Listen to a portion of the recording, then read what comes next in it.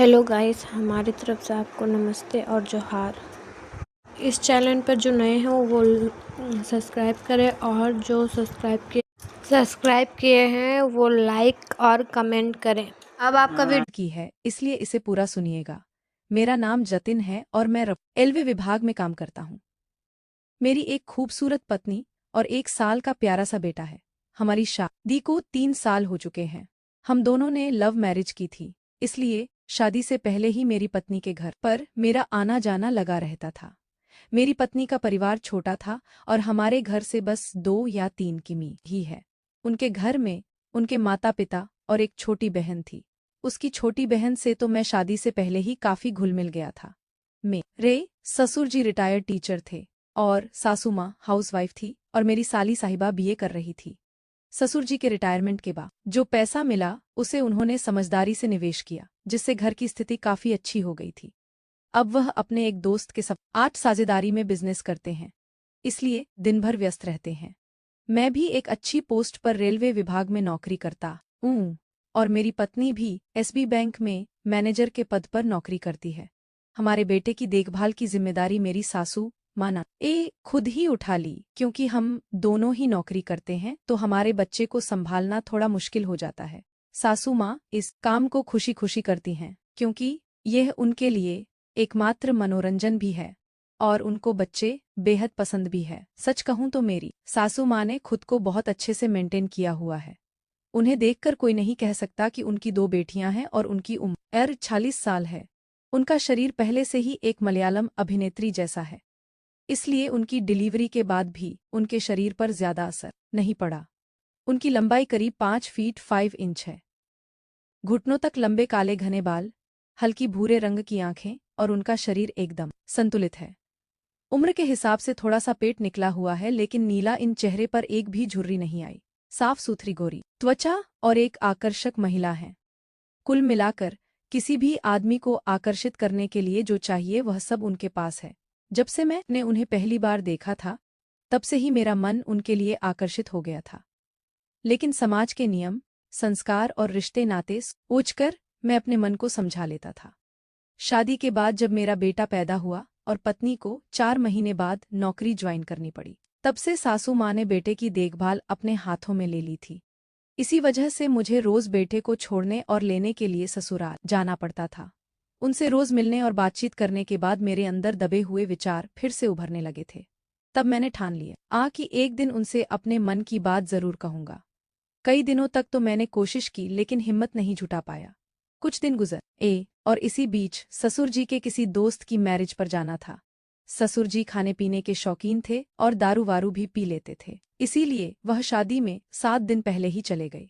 ससुर जी शादी में कुछ ज्यादा ही दारू ना पी ले, इसीलिए सासू माँ ने ससुर जी का ख्याल रखने के लिए अपनी छोटी बेटी को भी साथ ही भेज दिया। घर में सासू माँ अकेली रह गई थी, इसीलिए मैंने और मेरी पत्नी ने सोचा कि जब तक ससुर जी नहीं आते तब तक हम सासू माँ के घर ही रहेंगे। हम दोनों को ही नौकरी से शाम के 5 बजे छुट्टी हो जाती है, लेकिन मेरी ड्यूटी मेरे शहर में ही होने की वजह से मैं अब 5 ही घर आ जाता हूँ। लेकिन मेरी पत्नी की ड्यूटी शहर के दूसरे ब्लॉक में है, इसीलिए वो वहां से 1:15 बस से शहर आ जाती है और मैं इनको बाइक से घर ले आता ही हूँ। आज हम घर में सिर्फ मैं और मेरा बेटा और मेरी सासू माँ रह गए थे। जब भी मैं अपने ससुराल से अपने बेटे को लेने जाता था तो मैं वहां से चाय जरूर पीता था और चाय मेरी साली साहिबा बनाती थी। आज शाम जब मैं ससुराल गया तो मेरा मन चाय पीने के लिए किया, लेकिन मेरी साली साहिबा तो ससुर जी के साथ शादी में गई थी, इसीलिए आज चाय सासू माँ बनाने वाली थी। वो किचन में चाय बनाने के लिए गए। चाय बनाने के दौरान अचानक किचन में से जोर से गिरने की आवाज आई। जब जाकर देखा तो सासू माँ जमीन पर गिरी हुई थी। जब वह ऊपर से चीनी का डिब्बा उतारने की कोशिश कर रही थी, तभी पैर फिसल गया और वह गिर गई। उनके पैर में चोट आ गई थी, जिससे चलने में दिक्कत हो रही थी। तब मैंने उन्हें सहारा देकर उठाया और बाहर के कमरे तक ले गया। सासू माँ ने कहा, बेटा बहुत तकलीफ हो रही है, कुछ मलहम या दवाई दे दो। वहां उस कमरे की अलमारी में सब कुछ रखा होगा। मैं तुरंत अंदर गया और मलहम उठाकर ले आया। मैं तुरंत अंदर गया और मलहम उठाकर ले आया और अपनी सासू माँ के हाथों में दे दिया। उन्होंने मलहम अब तक हाथ में लिया और लगाने लगी। कुछ पल सोचने के बाद मैंने कहा, अगर आपको कोई परेशानी ना हो तो मैं लगा देता हूँ। वह हल्का सा मुस्कुराई और बोली, बेटा अगर तुम चाहो तो लगा दो। मैंने मन में सोचा कि इसी बहाने आज पैर छूने का मौका मिलेगा, बाकी बातें बाद में देख लेंगे। फिर मैं उनका पैर अपने हाथों में लिया और तलवे पर हल्के हाथ से मलहम लगाकर मालिश करने लगा। उनके चेहरे पर संतोष के भाव दिखाई दे रहे थे। दर्द वाली जगह पर हल्के और बाकी हिस्सा पर थोड़े जोर से दबा देते हुए मैं मस करता रहा। थोड़ी देर के बाद मैंने उनसे पूछा, अब कैसा लग रहा है माँ जी? उन्होंने कहा, बहुत अच्छा लग रहा है।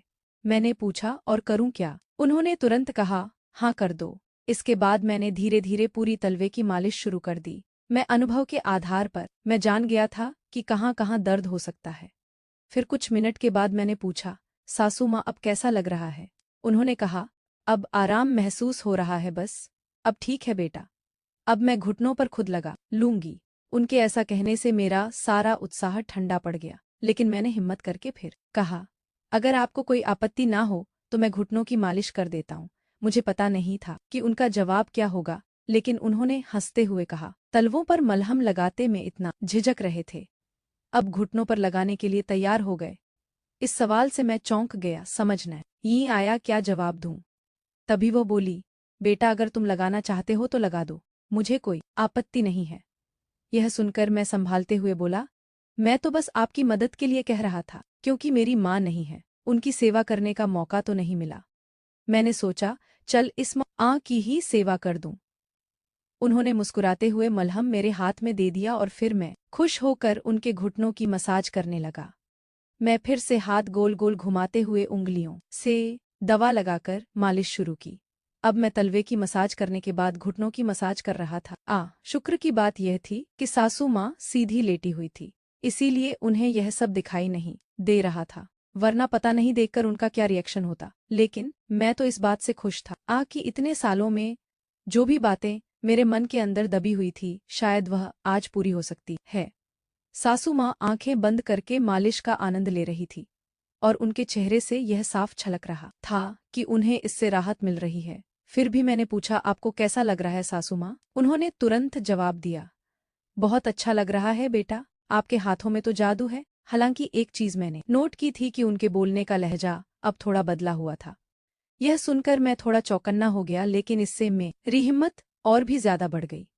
मैंने अपने आप पर विश्वास बनाए रखा और धीरे धीरे मालिश करता रहा। यह देखकर मेरा मन खुशी से भर गया। मुझे ऐसा लग रहा था जैसे मैं अपनी असली माँ की सेवा कर रहा हूँ। तभी अचानक से मेरा मोबाइल बजा। देखा तो मेरी पत्नी का फोन था। उसने बोला, मैं बस स्टैंड पर आ गई हूँ, मुझे ले जाओ, आज मुझे जल्दी छुट्टी मिल गई है।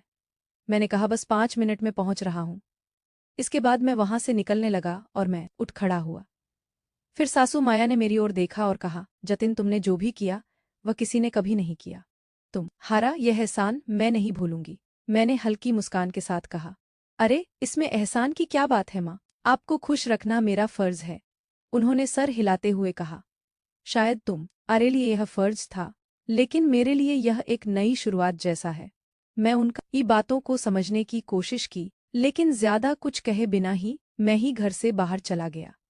तब उनके चेहरे पर एक संतोष और अपनापन साफ झलक रहा था। रास्ते में मन में बस यही ख्याल था कि कभी कभी रिश्ते अपने असली मायने तब समझ में आते हैं जब हम दिल से किसी की मदद करते हैं। शायद आज का दिन हमारे रिश्ते की एक नई शुरुआत थी। फिर मैं अपनी पत्नी के पास पहुंचा तो मेरी पत्नी ने पूछा, इतनी देर क्यों हो गई आने में? तब मैंने मुस्कुराते हुए कहा कि माँ का ख्याल रख रहा था। मेरी पत्नी ने मेरी तरफ देखा और बिना कुछ कहे मुस्कुरा दी। फिर हम दोनों ससुराल में आ गए और सासू माँ मुझे मुस्कुरा के देख रही थी। मेरे मन में एक अजीब सी शांति थी। शायद कुछ रिश्ते ऐसे ही होते हैं। आज हमें यह रुके हुए दूसरा दिन था और हमें 3 सरकारी छुट्टियां आ गई। 2 सरकारी छुट्टी और एक रविवार। अब हम दोनों पति पत्नी ससुराल में ही रहने वाले थे। सासू माँ के गिरने की वजह से उनके पैर में मोच आ गई थी, जिसे उनको चलने में दिक्कत हो रही थी। इसलिए अब मेरी पत्नी ही मांझी को कंधे का सहारा देकर इधर उधर लेकर जाती थी। अगर सरकारी छुट्टियां ना होती तो सासू माँ की मदद करने का सौभाग्य मुझे प्राप्त होता, लेकिन मेरे फूटे कर्म मुझे उनकी सेवा करने का मौका ही भी मिला। दोस्तों, मेरी कहानी कैसी लगी आपको? कमेंट करके बताएं। मेरे चैनल को लाइक, शेयर एंड सब्सक्राइब करें। मिलती हूँ एक और नई रोमांटिक वीडियो के साथ।